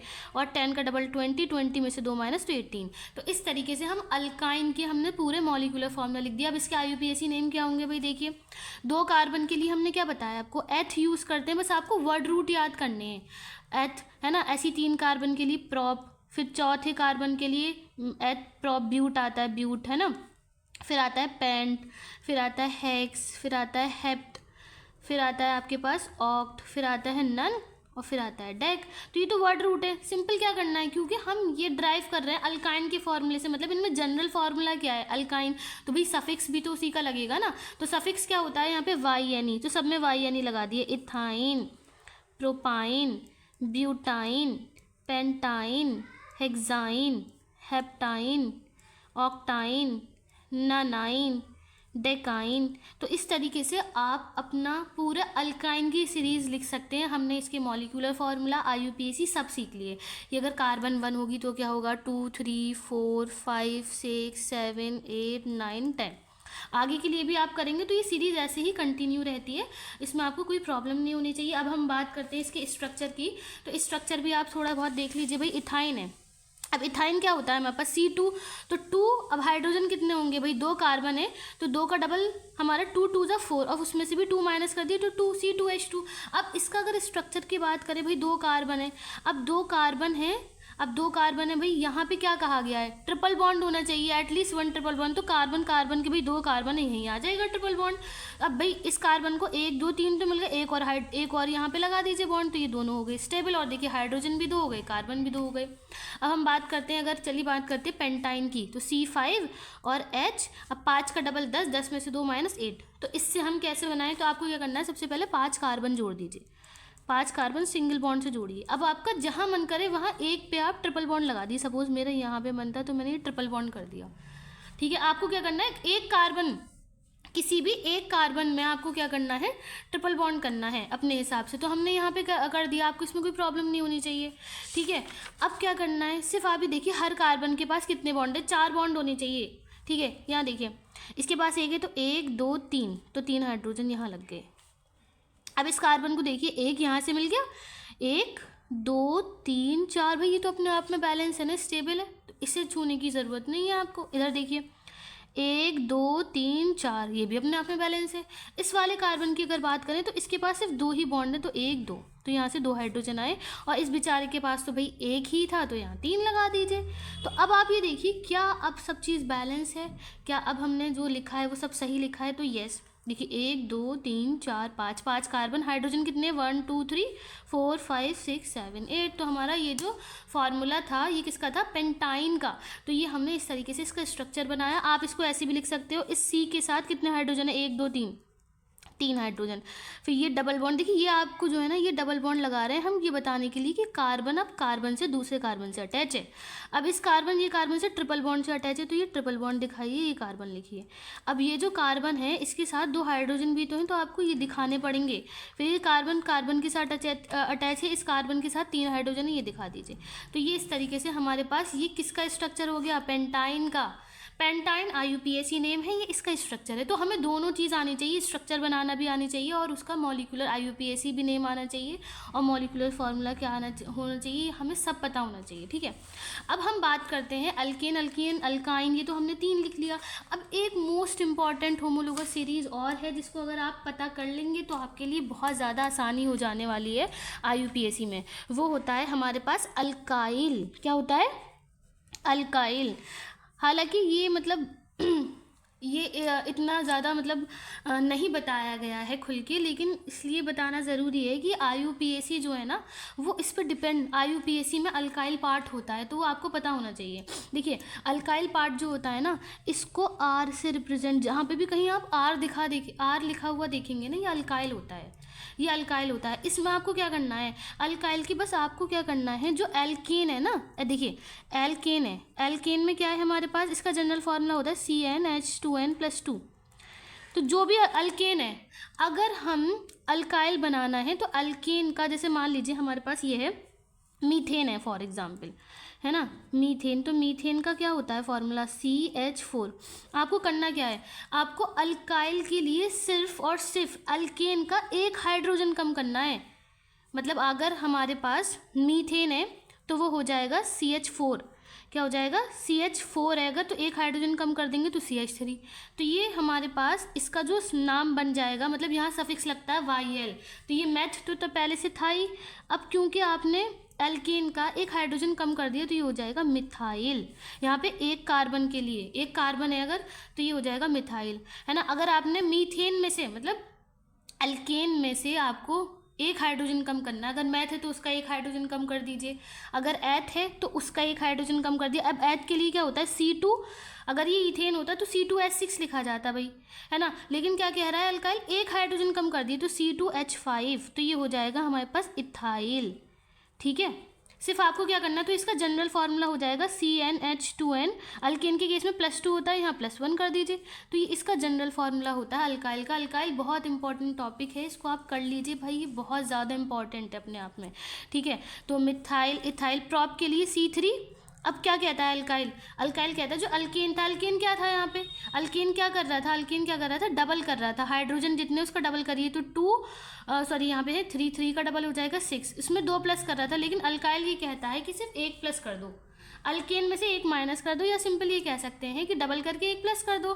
तो 3 का डबल करेंगे 6 में 1 ज़्यादा 7, ऐसी 4, 5, 6, आप कितने किसी के लिए भी लिख सकते हैं, 7, 8, ठीक है। अब अगर हम 4 के लिए लिखेंगे तो हाइड्रोजन जो है कार्बन जितने उसका डबल करिए तो 4 का डबल 8, 8 में 1 प्लस करना है तो ये हो जाएगा 9। अब 5 का डबल 10, 10 में 1 प्लस करेंगे 11, ठीक है। अब 6, 6 का डबल क्या हो जाएगा 12, 12 में 1 प्लस करेंगे 13, 7 का डबल क्या हो जाएगा 14, 14 में 1 प्लस करेंगे 15। अब कार्बन 8 है, 8 का डबल क्या हो जाएगा 16, 16 में 1 प्लस करेंगे 17। तो इस तरीके से हमने ये नाम क्या बनेगा भाई, प्रॉप है तो प्रॉप, अब सफिक्स लगेगा आइल, प्रोपाइल। ऐसे ये ब्यूट तो सफिक्स लगेगा ब्यूटाइल, पेंट के लिए पेंटाइल, ठीक है। हेक्स के लिए हो जाएगा हमारे पास हेक्साइल, 7 है तो ये हो जाएगा हेप्टाइल। बस आपको क्या करना है, वाई एल लगा देना है, वाई एल लगा देना है। ऑक्ट के लिए हो जाएगा ऑक्टाइल। तो इससे कंफ्यूज नहीं होना है। तो ये हो गया हमारे पास अल्काइल। तो ये बहुत बेसिक चीज़ें हमारी सारी हो गई हैं। बस आपको अब जो समझना है वो बस एक फंक्शनल ग्रुप की टेबल है। फिर हम अपने फाइनल IUPAC पे आ जाएंगे कि नेमिंग कैसे करी जाती है। तो आई होप ये सब चीज़ें आपको क्लियर हो गई होंगी। अल्काइल को एल से डिनोट किया जाता है। अल्काइल हम ये कह सकते हैं CnH2n+1 होता है इसका जनरल फार्मूला। ये कह दीजिए कि अल्केन में से एक हाइड्रोजन कम कर दो तो अल्काइल हो जाता है, सिंपल सी बात है। चलिए बढ़ते हैं अपने IUPAC के सबसे इम्पॉर्टेंट टॉपिक फंक्शनल ग्रुप। अब आपको ये जानना है पहले फंक्शनल ग्रुप क्या होते हैं। देखिए फंक्शनल ग्रुप जो है ना, ये किसी भी कंपाउंड की रिएक्टिव साइड्स होती हैं, ठीक है। या हम ये कह सकते हैं कि फंक्शनल ग्रुप ये डिफाइन करते हैं कि कोई भी कंपाउंड है उसका क्या फंक्शन होगा, मतलब उसका क्या बिहेवियर होगा, उसकी क्या प्रॉपर्टी होगी, तो वो फंक्शनल ग्रुप बताते हैं, ठीक है। तो हमारे जनरली क्लास 10 तक आपके 5 फंक्शनल ग्रुप बताए गए हैं, alcohol, aldehyde, carboxylic acid, ketone and ester. तो ये सिर्फ 5 फंक्शनल ग्रुप है जो अभी के लिए आपको प्रिपेयर करने हैं। तो फंक्शनल ग्रुप ये क्लास ऑफ ऑर्गेनिक कंपाउंड मतलब अल्कोहल। अल्कोहल अगर हमारे पास अल्कोहल है तो उसका फंक्शनल ग्रुप OH होता है। किसी भी, देखिए R क्या है, अल्काइल, अभी हमने पीछे पढ़ा था, ये कोई भी हाइड्रोकार्बन हो सकता है, मतलब जितनी कार्बन होंगी हाइड्रोजन उसके 2 ज़्यादा और उसमें एक और प्लस कर दीजिए, ठीक है। मतलब ये कह सकते हैं एल्केन में से एक हाइड्रोजन कम कर दीजिए। तो फंक्शनल ग्रुप क्या होते हैं हमारे पास, ऐसे हाइड्रोकार्बन्स होते हैं जिसमें अगर हमारे पास अल्कोहल के लिए OH लगा होगा, मतलब इधर कोई अल्काइल पार्ट होगा, इधर OH होगा, और इसमें जो है ना यहाँ पे सफिक्स लगता है, सेकेंडरी सफिक्स और प्राइमरी सफिक्स हम समझाएंगे जब हम IUPAC करेंगे। तो यहाँ लग जाएगा ऑल। जैसे मान लीजिए अगर मीथेन है, मीथेन में OH लग गया आगे तो ये हो जाएगा मीथेनॉल। क्या हो जाएगा, मीथेनॉल। फॉर एग्जाम्पल मीथेन का जैसे हम ये जानते हैं भाई, मीथेन ये होता है CH4 CH4 होता है। अगर हमने क्या करा, क्या कहते हैं ये कह रहा है कि ROH, आपको क्या करना है, R अल्काइल पार्ट है, अल्काइल क्या होता है भाई, मीथेन, मतलब जो एल्केन है उसका एक हाइड्रोजन कम करिए, एक हाइड्रोजन कम करके आपने अगर ये लगा दिया तो ये जो है ना, अब इसका नाम हो जाएगा मीथेनॉल। क्या नाम हो जाएगा, मीथेनॉल। अब हम इसे क्या पढ़ेंगे, मीथेनॉल। तो ऐसे ही अगर हमारे पास यहाँ पे होता है ईथेन सपोज, ठीक है, तो ईथेन होता है हमारे पास C2H6 ईथेन होता है। तो हम क्या करेंगे, कार्बन यहाँ C2H, एक हमें क्या करना है, सिर्फ एक हाइड्रोजन कम करके अगर इसके साथ में OH लगा दूँ तो ये हो जाएगा हमारे पास इथेनॉल। इथेनॉल मतलब प्राइमरी सफिक्स तो रहेगा, बस उसका ई हट के सेकेंडरी सफिक्स लग जाता है। तो ये मीथेनॉल, इथेनॉल, प्रोपेनॉल। ऐसे आपको अल्डिहाइड में क्या करना है, अल्काइल पार्ट लगाना है, उसके आगे CHO। तो जब भी इस तरह से हम CHO लगा के देखें, देखिए ये इनकी कंडीशन है कि अल्कोहल भी हमेशा आखिर में ही मिलेगा। आप ये देख रहे हैं ना, ये इधर अल्काइल पार्ट नहीं होगा, मतलब लास्ट में होता है। ऐसे इधर यहाँ पे भी है CHO आखिर में, इधर अल्काइल पार्ट लगा है। इसको अगर हम खोल के बताएं तो C जो O है ना, ये डबल बॉन्ड के साथ होता है, और H क्योंकि ऑक्सीजन को बैलेंस होने के लिए 2 इलेक्ट्रॉन की ज़रूरत होती है, इसीलिए ऑक्सीजन हमेशा डबल बॉन्ड पे आता है, ठीक है। और यहाँ पे क्या हो जाएगा हमारे पास, इसका सफिक्स हो जाएगा अल। तो ये हो जाएगा methanal, propanal, butanal, Pantanal, hexanal. आप इसकी सबकी होमोलोगस सीरीज बना सकते हैं, ठीक है। अब ये हमारे पास कार्बोक्सिलिक एसिड। कार्बोक्सिलिक एसिड होता है इधर अल्काइल पार्ट और COOH, मतलब कहीं अगर आप OH देख लें तो अल्कोहल, कहीं देख लें आप CHO तो अल्डिहाइड, कहीं देखिए COOH तो ओइक एसिड होता है, यानी कि कार्बोक्सिलिक एसिड। यहाँ पे इसको रिप्रेजेंट ऐसे किया जाता है, C और एक O तो डबल बॉन्ड से होता है, और एक O और H के बीच में एक सिंग, मतलब ये बैलेंस हो गया ना, यहाँ से मिल जाएगा इसको, कीटोन क्या होता है, इधर अल्काइल पार्ट इधर अल्काइल पार्ट, बीच में लगा होता है CO, और ये C डबल बॉन्ड O, मतलब ये जो O है वो इस C के साथ डबल बॉन्ड से लगा होता है, और इसका सफिक्स जो होता है वो होता है अन। जैसे अगर हमारे पास पेंटेन है तो ये हो जाएगा पेंटेन तक तो वही रहेगा। अब क्योंकि सेकेंडरी सफिक्स लगेगा तो पेंटेनन, मीथेनन, ब्यूटेनन, पेंटेनन, हेक्सेनन, हेप्टेनन, ये इसका सफिक्स ऐसे बनता है। और ये हो गया हमारे पास एस्टर। तो एस्टर में पहचाने, इधर अल्काइल पार्ट होगा इधर भी अल्काइल पार्ट, मतलब दोनों ही एंड में अल्काइल पार्ट होगा, बीच में COO, मतलब CO, 2 O देखेंगे आप, COO तो ईस्टर है। और अगर सिंगल O देखा आपने C के साथ तो वो कीटोन है, ये इसकी पहचान है। अगर सिंगल O देखा तो वो कीटोन है, और डबल O देखा तो ये हो जाएगा हमारे पास ईस्टर। ठीक है, चलिए बढ़ते हैं अपने। देखिए ये वाली जो टेबल है आपकी फंक्शनल ग्रुप की, अगर आप इसको और अच्छे से क्लियरली समझना चाहें तो आप ये टेबल देख सकते हैं। इसके लिए एक ये टेबल भी है, ये भी आप ही की क्लास की है। सो इसमें क्या है, क्लास ऑफ ऑर्गेनिक कंपाउंड इसमें और ज़्यादा दिए हुए हैं। तो क्लास ऑफ ऑर्गेनिक कंपाउंड में अल्कोहल है तो अल्कोहल के लिए फंक्शनल ग्रुप OH है और इसका सेकेंडरी सफिक्स ऑल।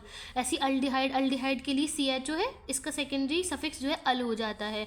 कीटोन के लिए हमारे पास C डबल बॉन्ड O, इधर एक अल्काइल पार्ट होगा इधर भी एक अल्काइल पार्ट होगा, इसका हो जाएगा 1।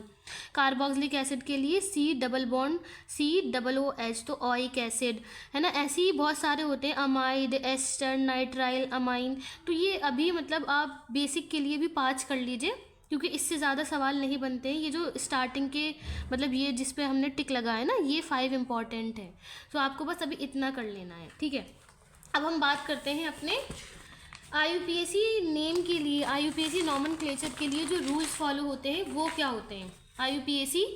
IUPAC नॉमेनक्लेचर हम करने जा रहे हैं, तो उसके लिए जो रूल्स होते हैं वो क्या होते हैं, वो रूल्स समझने हैं आपको।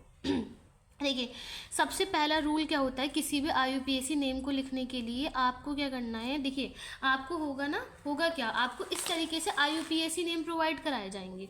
जैसे ये है, ये लिखा हुआ है, अब इसकी ये ऐसे लिखा हुआ आएगा, आपको इसका नाम लिखना है, हम इसे कहते क्या हैं, ये है जैसे इस तरीके से, है ना। और इस जैसे ये हमने एक एग्जाम्पल लिए, जैसे हमने ये एग्जाम्पल ली, तो एग्जाम्पल के थ्रू हम ये सीखेंगे कि हम इनको किस तरीके से सॉल्व करेंगे, तो आपको वो सीखना है, ठीक है। तो इसके रूल समझिए। सबसे पहला रूल क्या होता है कि लॉन्गेस्ट पॉसिबल चेन, यानी कि कार्बन चेन देखिए, सबसे लंबी चेन आपको कहाँ मिल रही है, सबसे लंबी चेन देखनी है हमें कि सबसे लंबी चेन कहाँ मिल रही है हमें, लॉन्गेस्ट पॉसिबल चेन देखिए।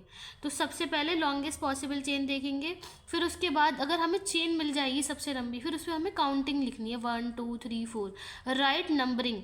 जो हम नंबरिंग करेंगे मतलब काउंटिंग करेंगे अकॉर्डिंग टू, किसके अकॉर्डिंग करेंगे, अकॉर्डिंग टू प्रायोरिटी दी हुई होती है ना। देखिए सबसे ज़्यादा मतलब नंबरिंग जो करते हैं हम वहाँ से करते हैं जहाँ पे सबसे पहले हम देखें कहीं फंक्शनल ग्रुप करीब में, मतलब इनमें से जो करीब हैं बहुत ज़्यादा, जो नियर होते हैं, जैसे फंक्शनल ग्रुप है तो फंक्शनल ग्रुप तो आप जानते ही हैं, अल्कोहल, अल्डिहाइड, कीटोन, एस्टर, ये सब जो होते हैं, अगर वो होते हैं तो हमेशा नंबरिंग उसी साइड से स्टार्ट करी जाएगी। अगर फंक्शनल ग्रुप नहीं है इन केस, मतलब प्रायोरिटी सबसे ज़्यादा हाई इनकी है फंक्शनल ग्रुप की। अगर फंक्शनल ग्रुप नहीं है तो इन केस हम देखते हैं ट्रिपल बॉन्ड को, फिर देखते हैं हम डबल बॉन्ड को, ये भी नहीं है तो साइड चेन देखी जाती हैं फिर, ठीक है। अब ये साइड चेन क्या होती है भाई, ये जो साइड चेन होती हैं ये हमारे 2 होते हैं, हैलोजन और अल्काइल। हैलोजन क्या होते हैं, हैलोजन हमारे जो पीरियोडिक टेबल में ग्रुप 17 जो होता है उसे हम हैलोजन कहते हैं, जो जिसमें हमारा फ्लोरीन, क्लोरीन, ब्रोमीन, आयोडीन जो आता है इसे हम हैलोजन कहते हैं। हैलोजन भी हमारे कार्बन कंपाउंड के साथ अटैच किए जाते हैं, ठीक है। ये जो हैलोजन है और अल्काइल तो हम पीछे पढ़ के ही आए, मिथाइल, इथाइल, तो ये भी अटैच हो सकते हैं। हमेशा ये याद रखना है नोट में कि ये जो साइड चेन है ना, मतलब हैलोजन और अल्काइल साइड चेन जो है ये एज अ प्रीफिक्स लगाए जाते हैं, और फंक्शनल ग्रुप जो होते हैं ये सफिक्स होते हैं, ये नाम के आखिर में लगाए जाते हैं। और हैलोजन और अल्काइल जो होते हैं यानी कि जो साइड चेन है ये प्रीफिक्स लगाए जाते हैं नाम से पहले। जब हम इसको नॉमेनक्लेचर करेंगे तो आपको बहुत अच्छे से समझ में आ जाएंगी ये सारी चीज़ें। अब जब हम साइड चेन में जो ये हमने बताया ना हैलोजन, तो इनके लिए हम अलग से नाम यूज़ करते हैं, फ्लोरीन क्लोरीन नहीं लिखते हैं हम, क्या लिखते हैं, एफ को फ्लोरो, Cl को लिखते हैं क्लोरो, Br को लिखते हैं ब्रोमो, I को लिखते हैं आयोडो। और ये जो टेबल है ये इस तरीके से आप इसकी भी हेल्प ले सकते हैं। देखिए यहाँ पे ये टेबल दी हुई है, तो इसमें हमें बताया है functional group always named as substitute. Functional group जो है ना हमेशा प्रीफिक्स की तरह लगाए जाते हैं। अब जैसे Cl आ गया आपके पास क्लोरो, तो इसके लिए क्लोरो लगेगा। अब Br आ गया तो इसके लिए क्या लगाओगे आप, ब्रोमो। I आ गया तो उसके लिए लगाओगे आप आयोडो, है ना। अब F आ गया तो उसके लिए फ्लोरो, NO के लिए निट्रिसो, NO2 तो नाइट्रो, तो ये OR के लिए अल्कोक्सी। लेकिन अभी ये आपको करना नहीं है, फिलहाल इतना ही काफ़ी है जितना चार हम आपको बता रहे हैं। बस ये टेबल है, अगर आप इसमें से देखना चाहें तो आप देख सकते हैं। अब हमें सीखना है IUPAC नेम पे आ जाइए डायरेक्ट। अब हम करेंगे IUPAC एक एक करके। सो स्टे एक्टिव, अच्छे से अटेंशन हो जाइए। अब हमें क्या करना है, अपने IUPAC करना है। तो सबसे पहले हमने क्या बताया था, रूल नंबर 1।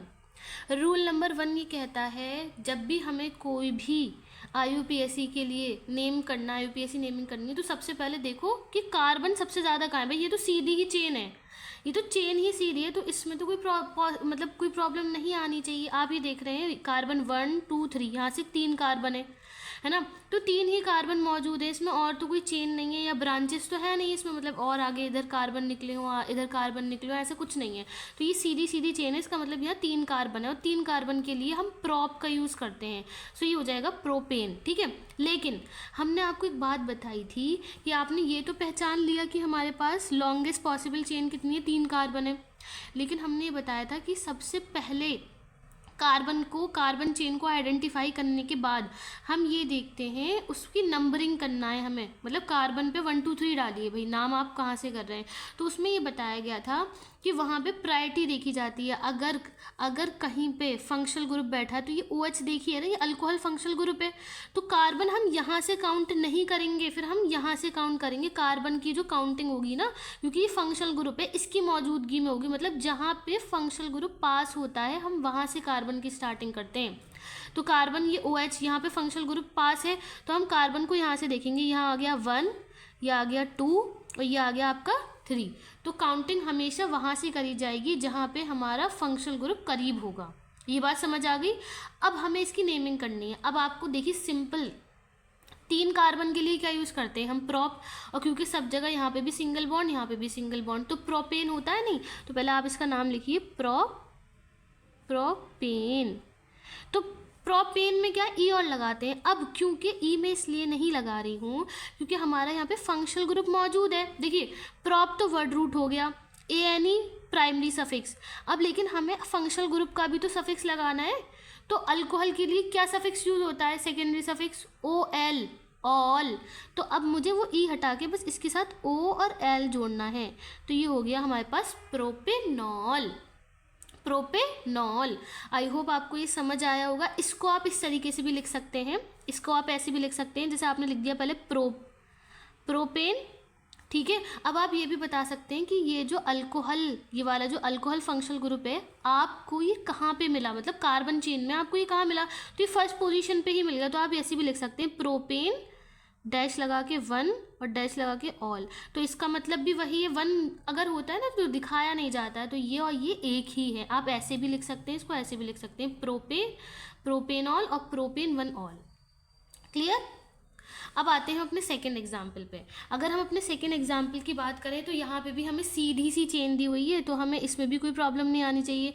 तो आप सबसे पहले ये आइडेंटिफाई करो कि यहाँ पे आपने देखा ये कुछ अलग सा CO दिया हुआ है, ये कुछ अलग सा है CO, बाकी कार्बन तो C और H है। जहाँ पे आपको कुछ अलग सा दिखे ना वहीं पे ही आप फ़ौरन रुक जाया करिए, मतलब पहले से आइडेंटिफाई करना है। तो CO ये कुछ अलग सा लग रहा है, यानी कि ये हमें फंक्शनल ग्रुप दिया हुआ है यहाँ पे। और CO कौन सा फंक्शनल ग्रुप होता है भाई, CO होता है हमारे पास कीटोन। क्या होता है, कीटोन। जब भी CO लगा होता है, और हमने ये बताया था कि इधर अल्काइल होता है इधर भी अल्काइल, तो ये भी अल्काइल हो गया और ये भी, मतलब ये पहचान है कीटोन को देखने के लिए। मतलब किसी भी फंक्शनल ग्रुप को देखना है तो कुछ अलग सा दिख रहा है अगर आपको, तो वो फंक्शनल ग्रुप है, हाइड्रोजन और कार्बन को छोड़ के।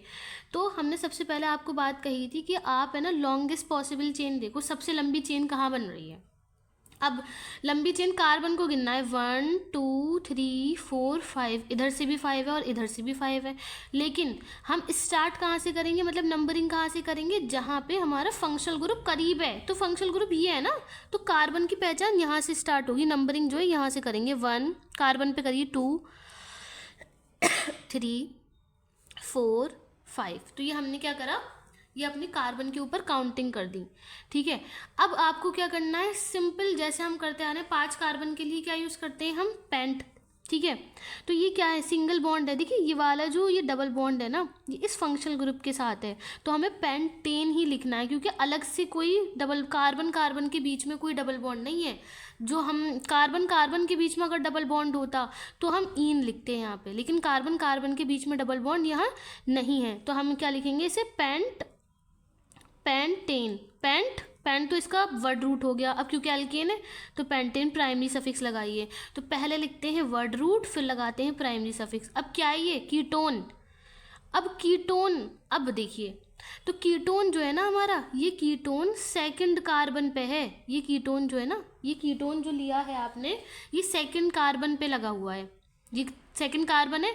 तो आप इसे ऐसे लिख सकते हैं, पेंटेन, है ना, ई डी लगाना है आपको, पेंटेन टू क्या बता रहा है, टू ये बता रहा है कि जो कीटोन है हमारा, हम देखिए अगर हम इसे ऐसे लिखते पेंटेनन, तो आप ये नहीं बता पाते कीटोन के लिए जो सफिक्स होता है वो ओ एन ही लगता है, तो 1, तो पेंटेनन से हमें ये पता नहीं चल रहा था। सिर्फ अगर आप ये लिखते, देखिए पेंटेन, फिर कीटोन का जो सफिक्स है ओ एन ई, तो पेंटेनन। तो इससे हमें यहाँ पे ये क्लियरली पता नहीं चल रहा था कि ये जो हमारा कीटोन है ये कहाँ पे अटैच है, तो इसीलिए हमने क्या लिखा, पेंटेन 2 1। इससे हमें ये पता चल गया कि जो हमारे पास कीटोन है वो दूसरे कार्बन पे अटैच है। किस पे अटैच है, ये हमारा दूसरे कार्बन पे अटैच है, इसलिए हम इसको इस तरीके से करना ज़्यादा प्रेफर करते हैं। तो हमारा इसका नाम हो गया पेंटेन 2 1। ठीक है, अब हम बात करते हैं अपने एग्जाम्पल 3 की। अगर हम अपने एग्जाम्पल 3 में बात करें तो एग्जाम्पल 3 में आप देखिए सबसे लॉन्गेस्ट पॉसिबल चेन क्या है यहाँ पे। तो सबसे लॉन्गेस्ट पॉसिबल चेन देखिए, अब इधर से देखें 1 2 3, भाई तो 3 मिल रहे हैं, इधर से जाओ 1 2 3, इधर भी 3 मिल रहे हैं, इधर देखिए 1 2 3 4 5, और इधर से देखिए 1 2 3 4 5, तो 5 हैं, आप कहीं से भी ले सकते हैं। हमें क्या मिल जाएंगे यहाँ पे, 5 मिल जाएंगे। क्या मिलेंगे यहाँ पे हमें, 5। ठीक है, अब आपको क्या करना है, देखिए एक रूल होता है, जैसे अगर आप यहाँ देखें कार्बन की अगर हम काउंटिंग करें तो 1 2 3 4 5, और यहाँ पे 6 कार्बन मौजूद हैं। यहाँ पे कितने कार्बन मौजूद हैं, 6। लेकिन अगर हम यहाँ से देखें तो 1 2 3 4 5। ठीक है, तो एक चीज़ हमेशा याद रखनी है, देखिए हम ये चाहते हैं कि हमें लॉन्गेस्ट पॉसिबल चेन मिले, लेकिन यहाँ जो कार्बन है इसके पास कोई फंक्शनल ग्रुप नहीं है। यहाँ पे हमने देखा OH लगा हुआ है, OH तो अल्कोहल होता है।